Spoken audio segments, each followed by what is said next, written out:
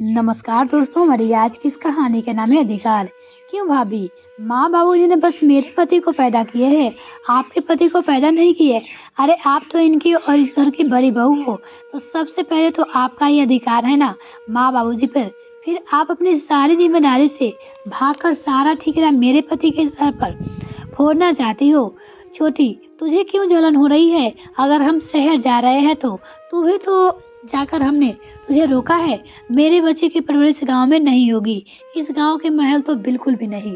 इसलिए हम वहीं पे अपना एक घर लेंगे और हमेशा के लिए वहीं शिफ्ट हो जाएंगे। अगर तुम्हें भी लेना है तो तुम भी ले लो, मैंने कौन सा तुम्हें मना किया है? माँ बाबूजी को तो कोई दिक्कत नहीं हो रही है, तो तू बीच में क्यों कूद रही हो? तो ठीक है भाभी, अगर आप अपना फैसला सुना दिया है तो मेरा भी फैसला सुन लो। मैं भी अपने पति और बच्चे के साथ कहीं दूसरे शहर में चली जाऊंगी, लेकिन यहाँ रहकर जिम्मेदारी का बोझ अकेले मुझे भी नहीं संभाला जाएगा। गुस्से में पैर पटकती हुई छोटी बहू अपने कमरे में चली जाती है। दोनों बहू की लड़ाइयाँ लगातार अमर सिंह जी और ममता जी बैठे देख रहे थे। ममता जी और आंखों में लगातार आंसुओं की बरसात हो रही थी और अमर सिंह अपने घर के टूटते हुए देख सर पकड़कर बैठ गए। कितनी मेहनत से, कितने अरमानों के साथ उन्होंने यह घर बनवाया था कि रिटायर होने के बाद बच्चों के साथ ही घर में रहेंगे, बाकी का बचा कुचा जीवन पोतों पोतियों के साथ हंसते खेलते हुए बिता देंगे। कितना हसीन सपना था अमर सिंह जी का, लेकिन होता वही है जो भगवान को मंजूर होता है। अमर सिंह जी के सपने तोड़ने के लिए उनकी दो बहुएं सबसे आगे थी। बेटे तो शादी के बाद ही जोरू का गुलाम बन गए थे, जैसा उनकी पत्नियां कहती थी वैसा ही करते थे। माँ बाप की तो बिल्कुल भी फिक्र नहीं थी। आए दिन छोटी छोटी बातों को लेकर दोनों बहुओं में लड़ाइयाँ होती रहती थी। किसी को भी सामने बैठ सास ससुर अमर सिंह जी और ममता जी का रत्ती भर भी डर नहीं रहता और ना ही उनकी कोई इज्जत रह गई थी। बड़ी बहू का जब भी आता किचन में जाती, अपने लिए अपने पति के लिए कुछ समझ में आता तो वह बना लेती और सारा खाना उठाकर अपने कमरे में लेकर चली जाती। वही काम देखा देखी छोटी बहू ने भी शुरू कर दिया। दोनों अपने अपने परिवार के लिए खाना बना लेती और अपना खाना उठाकर कमरे में चल जाती। धीरे धीरे एक साथ सबका खाना बंद हो गया। बेटे अपने पत्नियों के साथ अपने अपने कमरे में ही खाना खा लेते थे। बाद में बचा हुआ खाना रहता, दोनों बहुएं मिलकर बारी बारी से हमारे आगे रख देती थी। वो भी बहुत बड़ा एहसान होता था।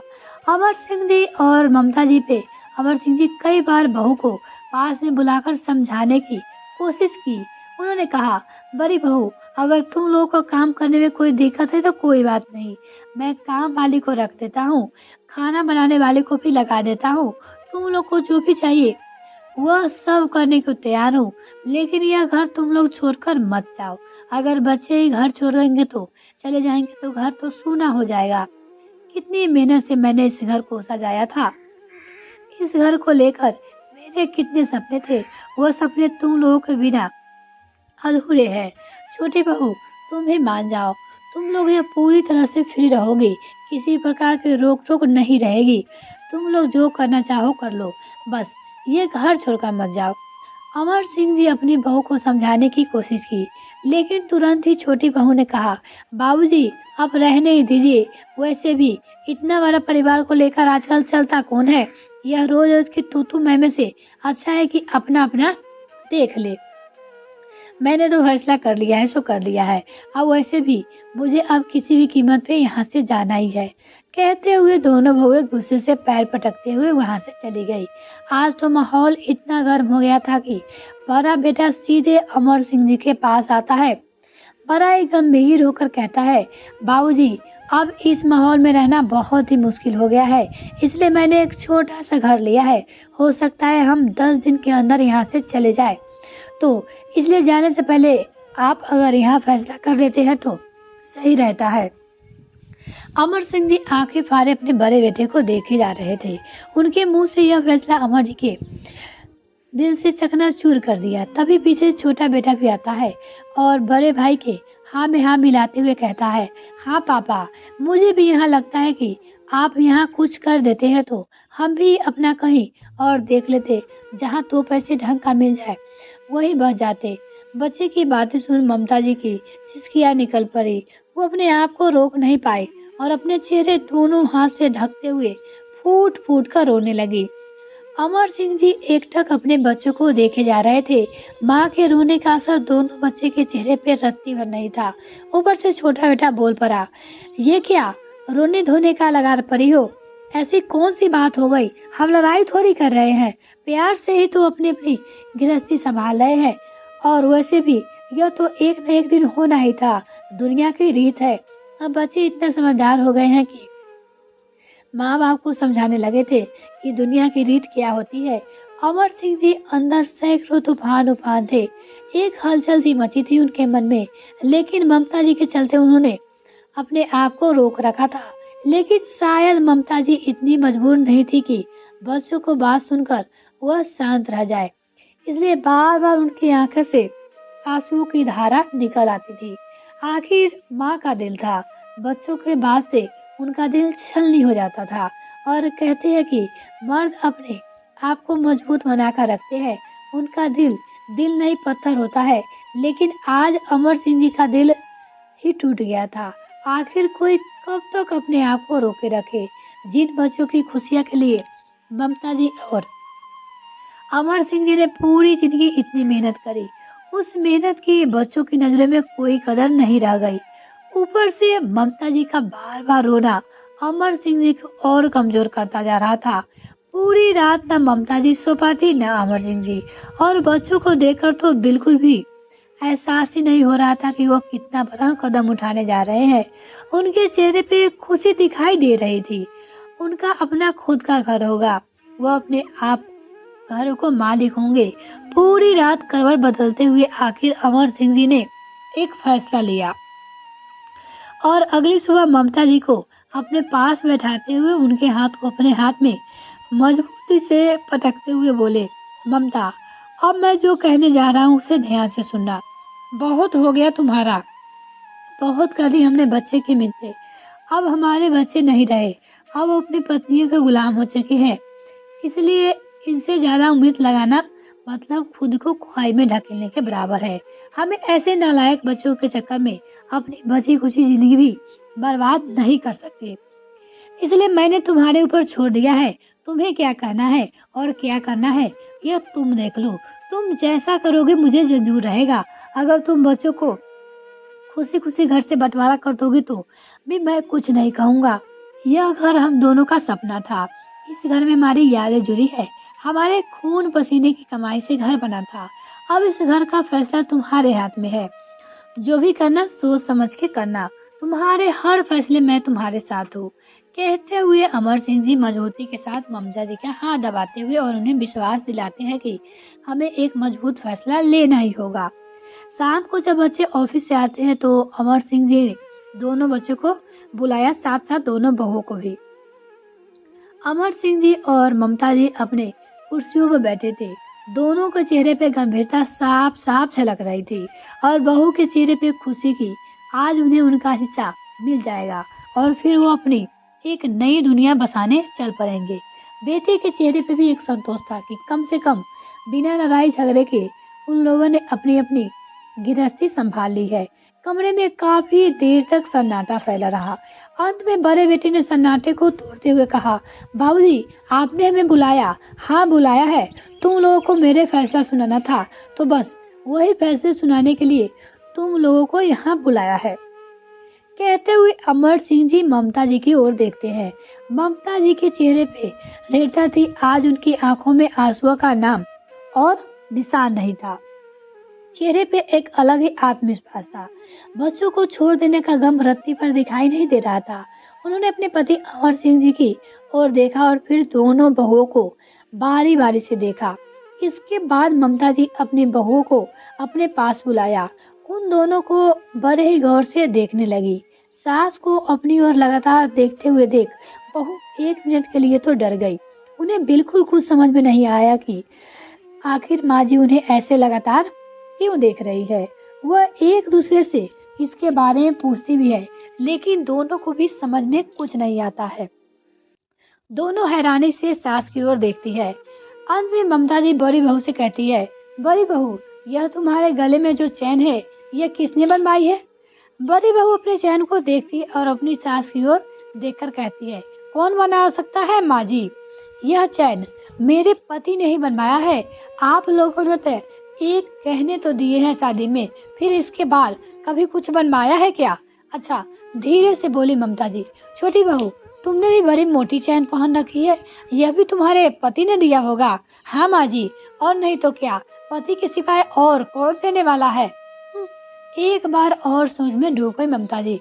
फिर बड़ी बहू से बोली, ये चैन क्या तुम मुझे दे सकती हो? इतना सुनते ही बड़ी बहू के चेहरे पे भाव ही बदल गए। माँ जी, आप कैसी बातें कर रही हो? भला मैं आपको अपना चैन क्यों दूं? और वैसे भी यह कोई आपने तो हमें दिलाया नहीं है जो आप मांग रही हो। ये मेरे पति का दिया हुआ है, मेरे पति ने बनवाया है, यह मैं किसी को भी नहीं दे सकती। बड़ी बहू ने तो साफ साफ मना कर दिया ममता जी को।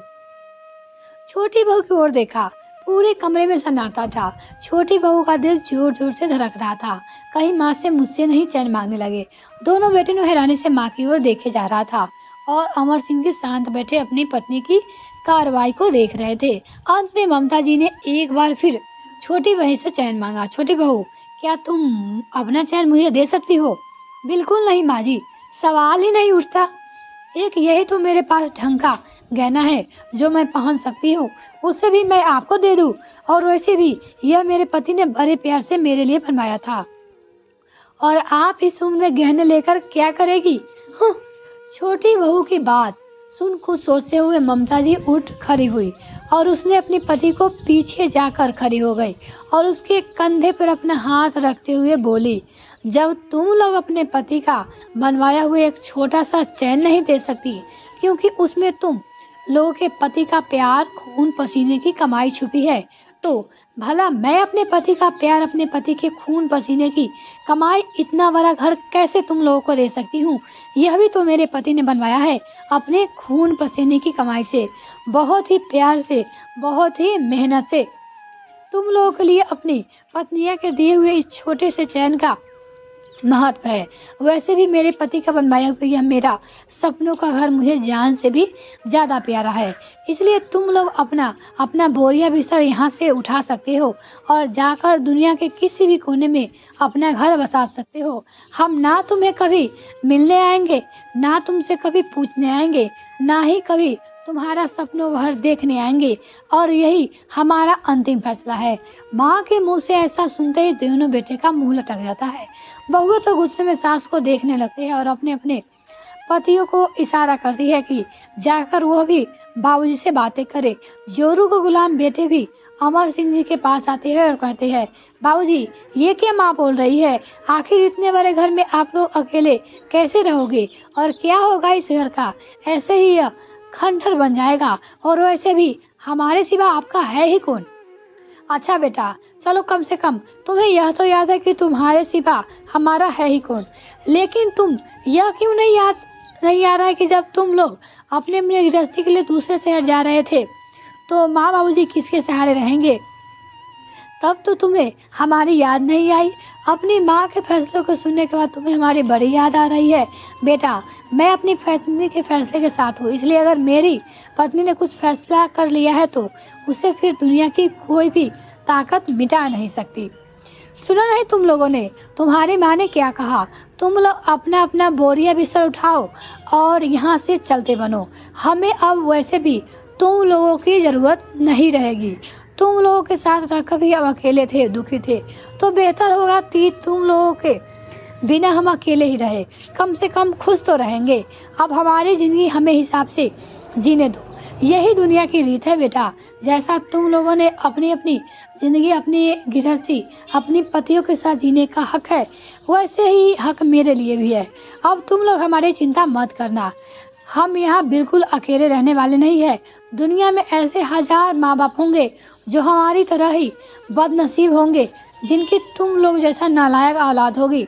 हम ऐसे ऐसे लोगों को ढूंढ ढूंढ कर इस घर में लेकर आएंगे और सबके साथ मिल बांट कर रहेंगे, क्योंकि अपनों से ज्यादा पराये अपने होते हैं। खून के रिश्ते से ज़्यादा दोस्त काम आते हैं। आखिर मैंने इतना बड़ा घर बनवाया है तो इसका कुछ अच्छा उपयोग तो कर ही लेंगे, ताकि ऊपर वाले के यहाँ जाकर मुझे पछताना ना पड़े। बाबूजी का सख्त सजा सुनने के बाद दोनों बेटे अपनी अपनी पत्नियों के साथ मुंह लटकाकर चले जाते हैं। अमर सिंह जी अपनी पत्नी का हाथ पकड़ के पूरे आत्मविश्वास के साथ एक बार फिर से खड़े होते हैं और खोज में लग जाते हैं ऐसे लोगों को जो अपने बच्चे के ऊपर बोझ बने हैं। और कुछ महीने के अंदर ही उन्हें 8 से 10 ऐसे दंपति मिल जाते हैं जो अपने बच्चे के साथ रहकर भी अकेले थे, बंद कमरे में अपनी जिंदगी बचे हुए बाकी दिन काट रहे होते हैं। अब अमर सिंह जी के घर में खूब चहल पहल रहने लगी थी। औरतें बूढ़ी थी लेकिन मधुर गीतों के साथ मिलकर खाना बनाती थी। सब लोग मिलकर एक साथ खाते थे, भजन करते थे, कीर्तन करते थे, टहलने जाते थे, एक दूसरे के अच्छे दोस्त बन चुके थे और एक दूसरे की परवाह करते थे। माहौल ऐसा हो गया था कि बेटे का गम सब लोगों को अपने दिल के कोने में ही दबा दिया और बाकी की जिंदगी हंसी खुशी बिताने लगे। आपको क्या लगता है, अमर सिंह जी और उसकी पत्नी ने सही किया या गलत? आप हमें कमेंट सेक्शन में लिखकर आप अपनी राय मुझे बता सकते हैं। इस वीडियो को देखने के लिए बहुत बहुत धन्यवाद। यदि आपने अभी तक चैनल सब्सक्राइब नहीं किया तो प्लीज़ सब्सक्राइब कीजिए।